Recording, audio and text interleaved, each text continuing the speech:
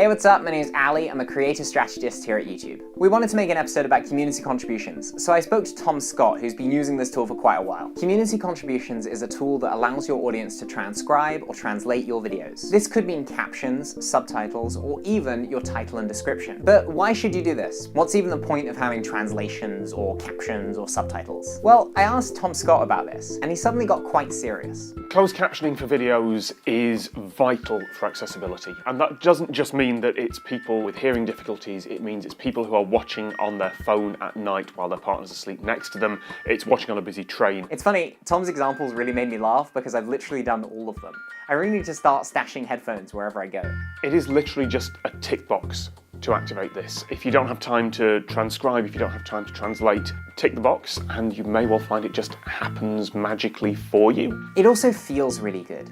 Tom was so overwhelmed with the response when it happened to him that he made a whole video thanking his audience. I'm having a bit of a moment because this week a team of people subtitled the latest citation needed, which is a massive job. I've always wanted to have full subtitles on all of my videos because it's the right thing to do, but I never thought the effort required on those longer ones was really worth it. So I am incredibly grateful to all of you. Thank you. It's the right thing to do, it's easy to do, and it's also the smart thing to do because it means you'll show up in more places around the site. This, by the way, is especially true if you have your title and description translated. Now, you might be thinking, but what about the risk of someone intentionally or not mistranslating the video? Well, when we built the tool, we put certain safeguards in place to reduce the likelihood of that happening. If you're curious about those, I've put some links in the description to the Help Center and also to the Creative Academy lesson on this. As a creator, you can also spot check the translations with Google Translate. Basically, just make sure that they're saying roughly the right thing.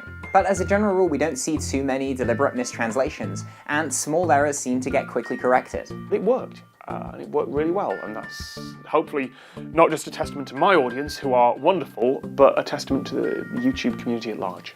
Okay, so hopefully at this point you're raring to enable this tool. Once you do, other than just letting the contributions roll in, you should think about the different ways that you can encourage your audience to contribute. So we've got a couple of recommendations to get people to contribute.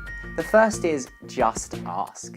As my grandma used to say, if you do not ask, you do not get, and this definitely applies to community contributions. Make your audience aware that this tool exists and that you'd like them to use it. Obviously, uploading a video about the tool to your main channel is a fantastic way to drive usage, but if you don't want to do that, there are lots of other ways that you can do it. You should pick one that works for you and your channel strategy.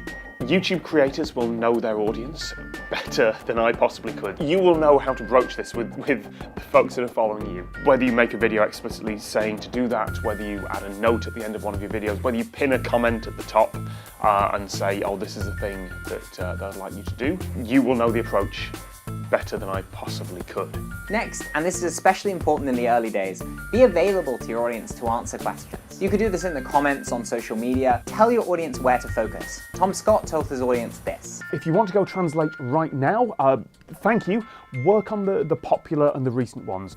Next, find creative ways to thank your audience. Maybe that's a shout out, maybe that's a thank you video, and in general let people know that they can get credit for their contributions in the description of the video as well. If you do community contributions right, it can make your channel accessible to a broader audience, and it's free. What more could you want? At this point, maybe you want to know more about exactly how the tool works, so I've linked a bunch of resources in the description. Make sure to subscribe to the Creator Academy, and we'll see you next time.